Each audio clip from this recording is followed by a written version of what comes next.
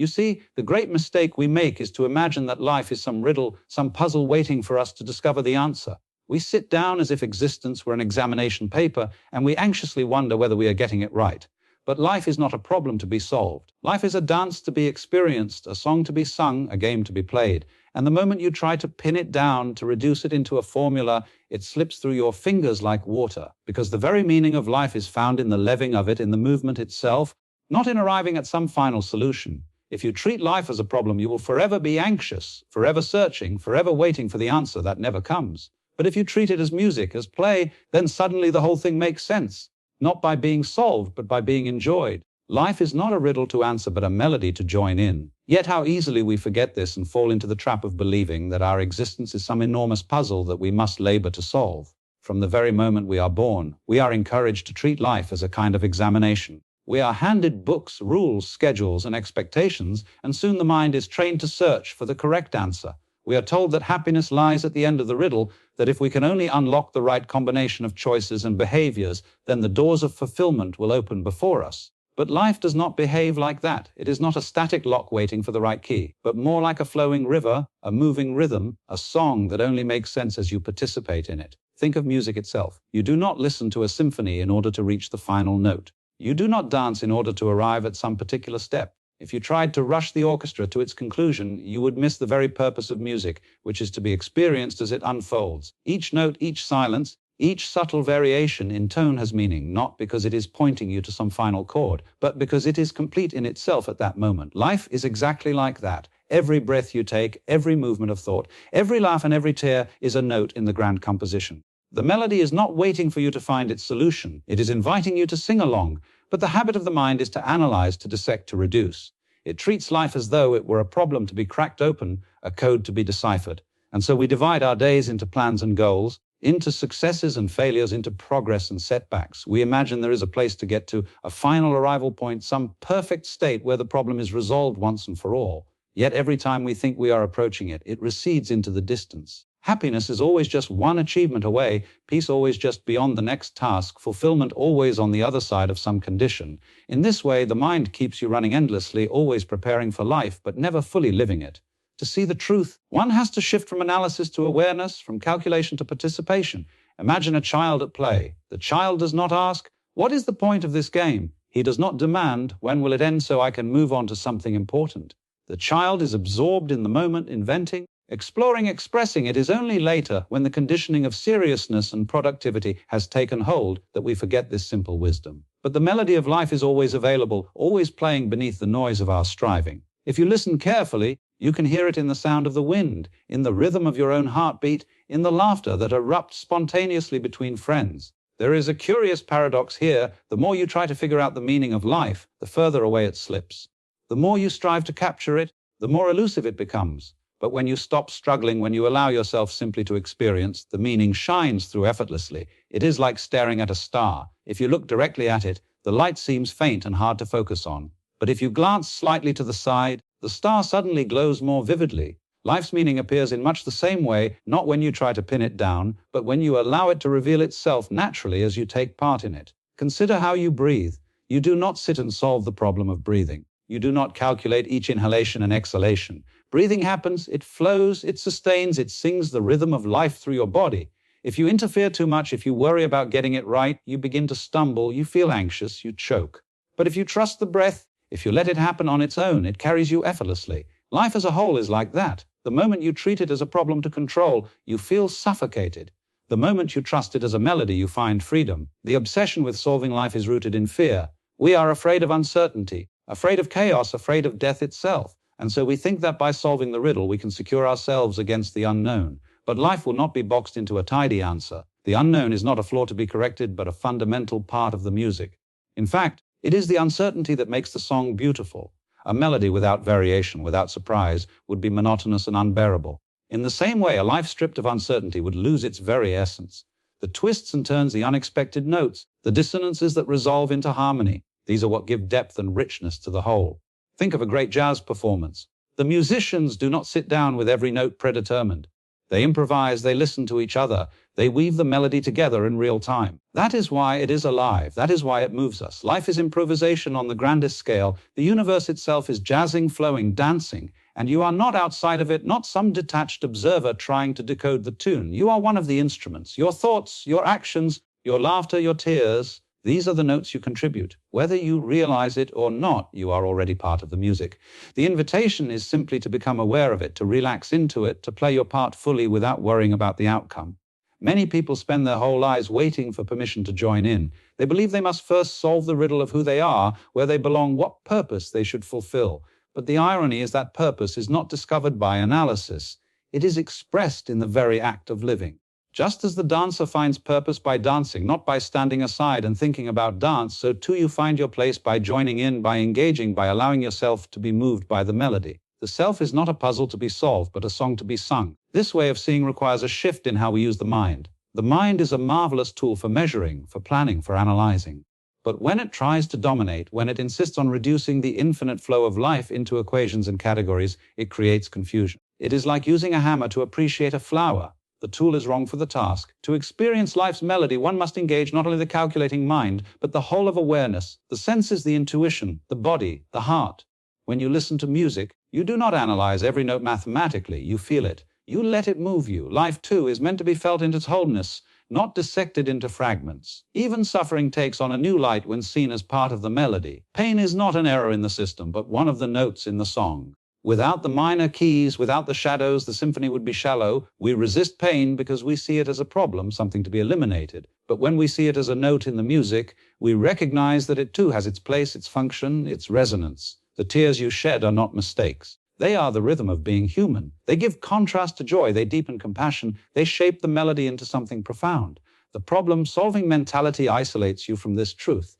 It makes you believe that life is constantly wrong, that something is always missing, that you are always one step away from completion.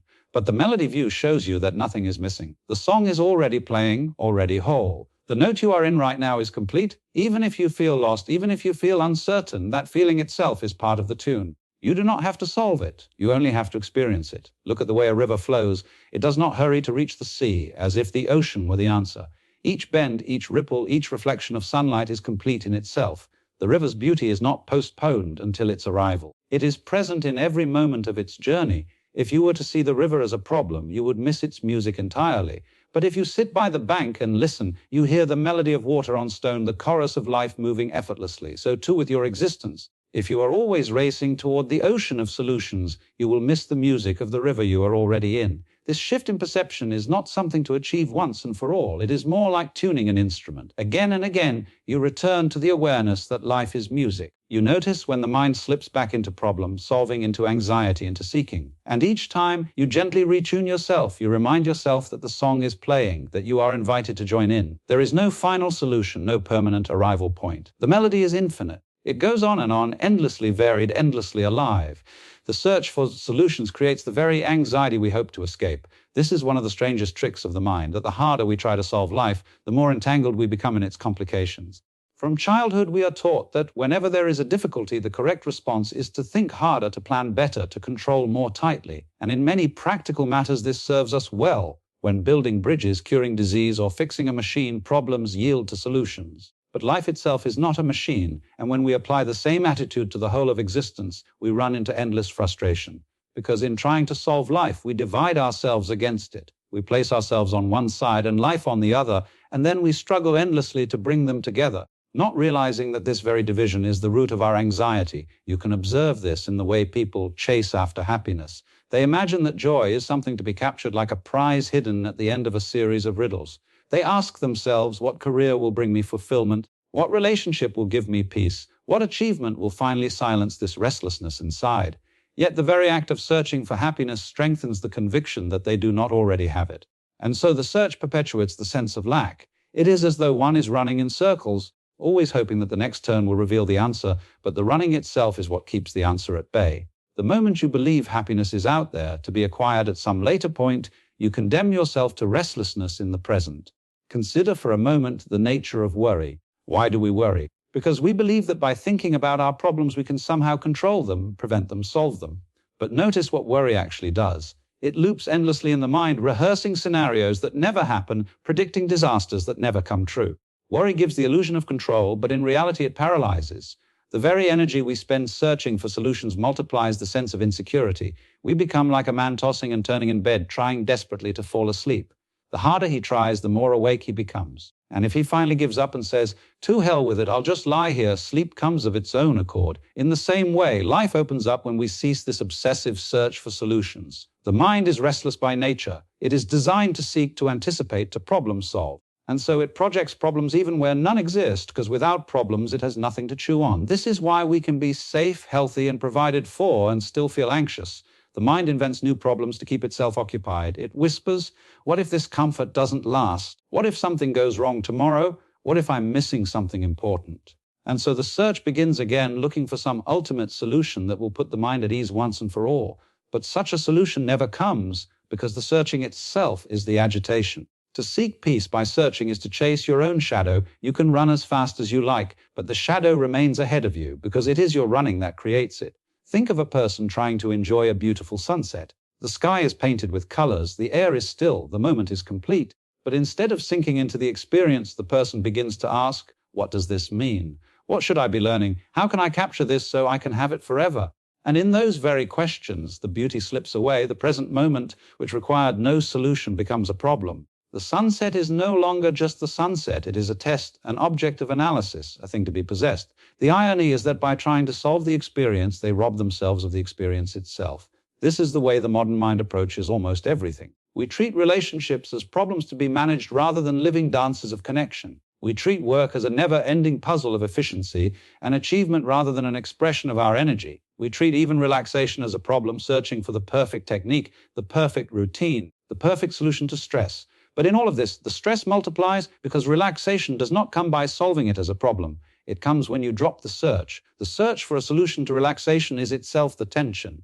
It is much like trying to smooth out water with your hand. The harder you press, the more you disturb it. Only when you leave it alone does the water become still. The mind is like this water. The more you interfere, the more ripples you create. Searching, worrying, solving, these are the pressures of the hand. Stillness, peace, clarity arise when you stop pressing. The irony is that the solution we want most, peace of mind, appears not as the result of searching, but as the absence of searching.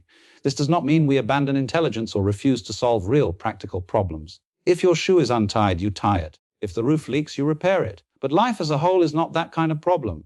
When we approach existence itself as though it were a broken machine to be fixed, we create endless suffering. Because existence is not broken. It is a living process, like a tree growing or a river flowing. You do not solve a river, you let it flow. You do not solve a tree, you allow it to grow. When you try to solve them, you interfere, you distort, you create problems where none existed. And so much of our anxiety comes from trying to make permanent what was never meant to be permanent. We search for solutions because we want certainty, stability, guarantees. We want to know that if we just arrange things the right way, life will remain secure. But life is change, it is flux, it is movement. To try to freeze it is to go against its very nature. And that resistance is what creates tension. Imagine trying to trap a song in a box. The moment you trap it, it is no longer music, just silence. Music exists only as it is played. Life exists only as it flows. Searching for a final solution to the flow of life is like trying to hold your breath forever. The more you resist change, the more anxious you become. You can see this clearly in the way people pursue enlightenment or spiritual awakening. They think of it as the ultimate solution, the final key to existence. And so they meditate furiously, read endlessly, practice tirelessly, always measuring their progress, always worrying if they are getting closer. But in this striving, they overlook the fact that enlightenment is not a solution to be attained. It is the realization that there was never a problem. The moment you stop chasing it, you discover it has been present all along, like a song that was playing softly in the background while you were too busy searching for the music. The search for solutions is fueled by the illusion that something is wrong with this moment, that somehow if we could just fix it, the next moment would be better. But if you really examine your experience, you will see that each moment is complete in itself. It does not need to be fixed. Even discomfort, even confusion are complete as they are. It is only when we resist them, when we demand they be otherwise, that they become problems. Pain without resistance is simply sensation.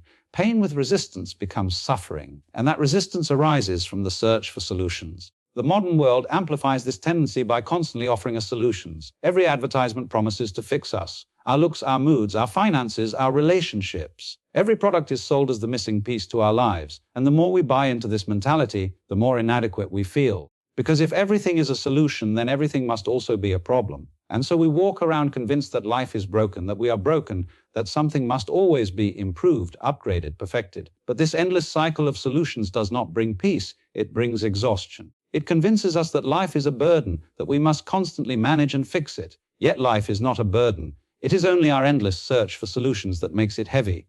If you sit quietly and let the mind run its course, you will notice this pattern. The mind leaps from one imagined problem to another. It says, what will happen if I fail? What will happen if I succeed? What will people think? What if this doesn't last? And it convinces you that you must act, must search, must solve. But if instead of following it you simply observe, you begin to see that the anxiety is not caused by life itself, but by the restless movement of thought.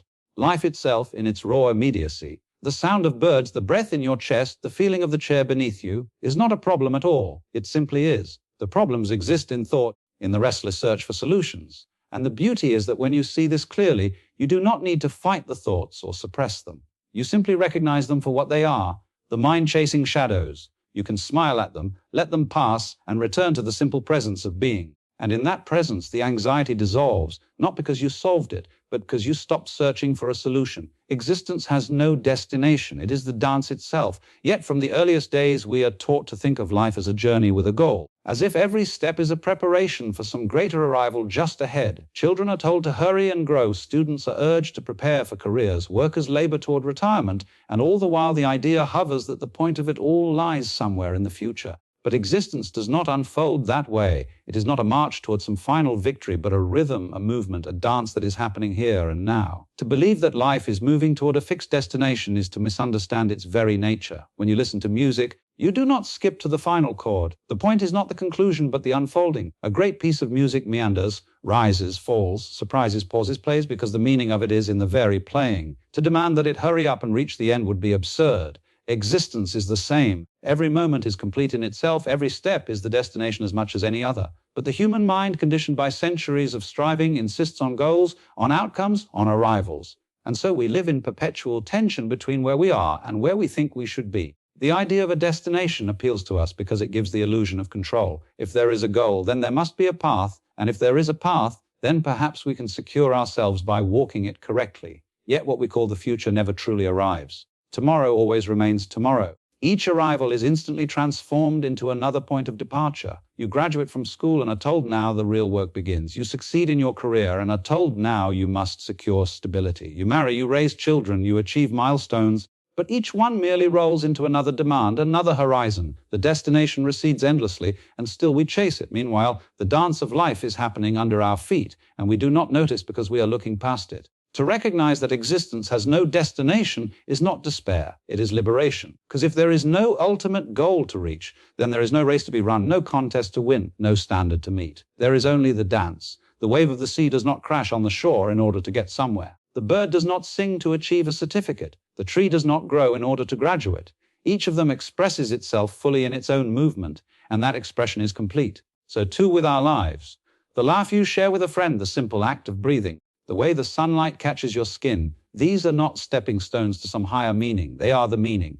And yet the mind rebels against this idea. It whispers, surely life must have a greater purpose. Surely there must be a reason we are here. Surely there is an end point that will make sense of all this. But this insistence comes from the mind's discomfort with openness. A dance has no destination, and so it feels ungraspable, unmanageable. To live without a final goal is to live in mystery. And the human mind, craving certainty, finds mystery unbearable, so it invents destination, salvation, success, enlightenment, legacy. These concepts soothe us because they allow us to imagine that we are on a track moving forward, progressing. But in reality, progress is a story we tell ourselves. Existence simply is in this moment, and this moment is not on its way to anywhere else. Look at the rhythm of your breath. Inhale, exhale, inhale, exhale. Where is it going? Nowhere. Each breath is complete in itself. You do not breathe in order to arrive at some ultimate breath. The rhythm is the life. Or consider your heartbeat. It does not pound in order to finish the race. The beating itself is the whole point. When the beating stops, so does life. The pulse of existence is not a march toward a goal, but an ongoing rhythm, and you are part of that rhythm whether you recognize it or not. The problem is that we have mistaken tools for truths. Goals are useful in specific contexts. If you want to build a house, you need a plan, a blueprint, a goal. But the mistake comes when we project this practical mode onto existence itself, as though life were a project to be completed. Life is not a project, it is more like a dance floor where music is playing and everyone is invited to move. The moment you stand at the edge demanding to know where the dance is going, you miss the very thing that makes it alive. The dance is not going anywhere, it is already here. This way of seeing shifts the burden from striving to participation. You do not have to accomplish life, you have only to join in. Just as when you dance, the point is not to get to the end of the song as quickly as possible, but to move with the rhythm, to feel the music, to let your body express itself. So too with existence. The measure of a life is not whether it reaches a particular destination, but whether it has been danced fully, whether the melody has been allowed to pass through you without resistance. And think of how this changes our relationship with time. If life is a journey to a destination, then every moment is a stepping stone, something to be endured or used in order to get to the next. But if life is a dance, then every moment is already complete, already the destination. The passing of time is no longer a march toward death, but the unfolding of rhythm. The child at play, the elder watching the sunset, the lover whispering in the dark, each of these is as complete as any so-called achievement. To believe otherwise is to rob ourselves of the only reality we ever truly have, the present. Many people think that if life has no destination, then it must be meaningless. But this is only because we confuse meaning with purpose. We want life to mean something beyond itself, as if its value must be justified by an external goal. But true meaning is intrinsic. A dance has meaning not because it achieves something, but because it is beautiful in its expression. A piece of music has meaning not because it gets somewhere, but because it is heard and felt. Existence is meaningful because it is happening, because it is alive, because it is this mystery that unfolds moment by moment. The demand for a destination is like asking, but what is the point of playing? The point is the play. To demand more is to miss it entirely. We can even see this truth in the way we interact with joy. When you are laughing deeply and freely, are you aiming at a destination? Is your laughter a means to an end? Of course not. The laughter is the end itself. For that moment, you are not striving, not calculating, not measuring. You are simply alive, fully present, fully expressed. That is life's nature. The fact that we do not see this most of the time is not because it is hidden, but because we are distracted by stories of where we ought to be going. Death, too, is transformed when seen in this light. If existence is a journey toward a destination, then death is the failure to arrive, the abrupt end of the path. But if existence is a dance, then death is simply the music fading, the dancer bowing, the movement completing itself. There is no failure in it, no tragedy beyond the natural rhythm. It is only from the perspective of the striving mind that death feels like being cheated out of a goal. From the perspective of the dance, death is part of the rhythm, part of the beauty, part of the completeness.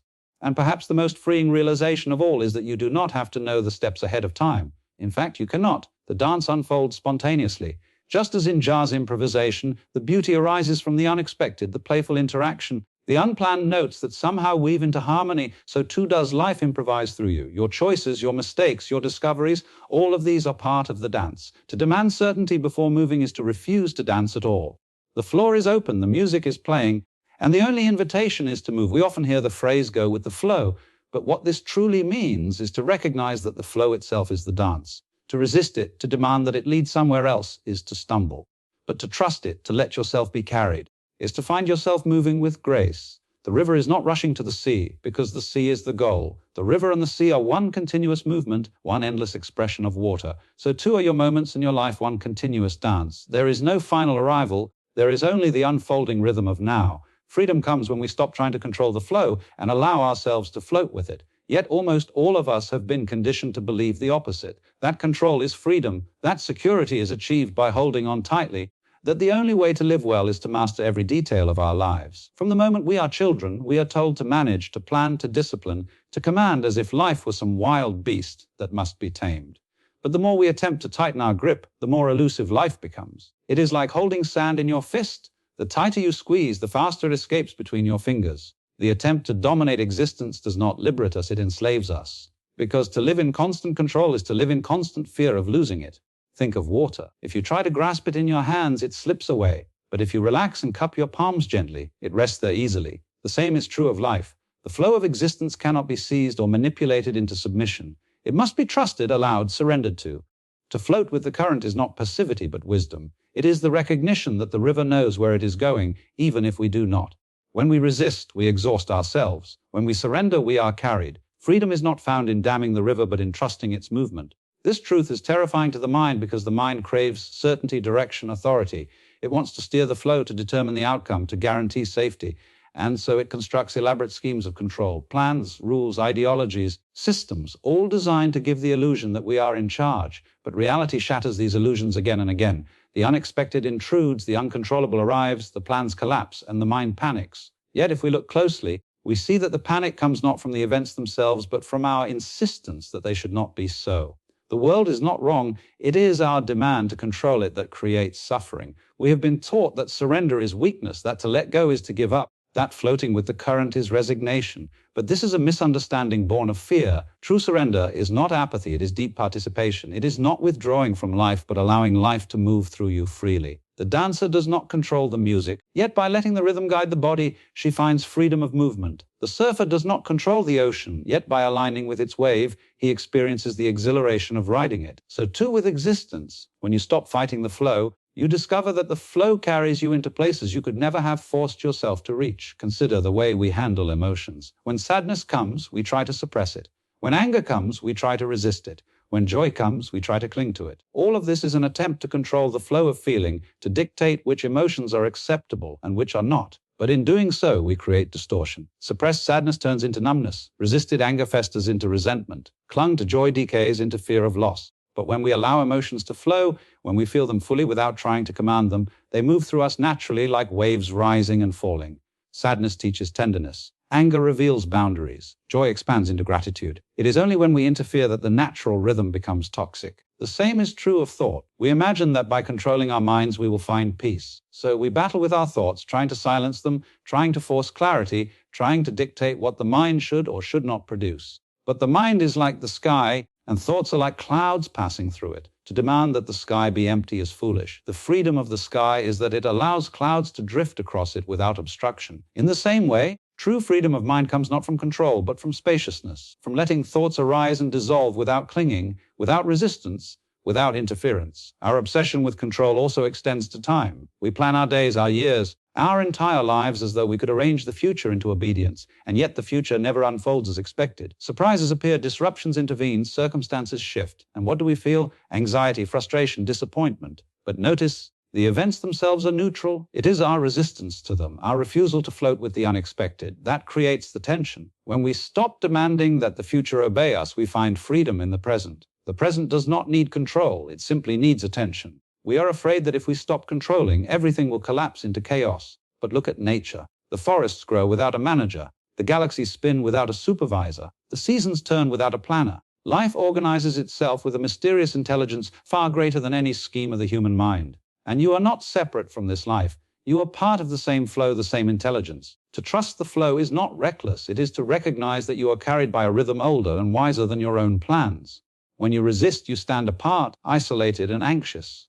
When you float, you discover that you were never separate at all. Freedom is not about bending life to your will. It is about bending with life's will, aligning yourself with the way things are. A reed bends in the wind and survives the storm. A rigid tree resists and breaks. Our minds are often like rigid trees, convinced that strength lies in stubborn control. But real strength lies in flexibility, in adaptability, in surrender. To float with the current is not weakness, it is resilience. It is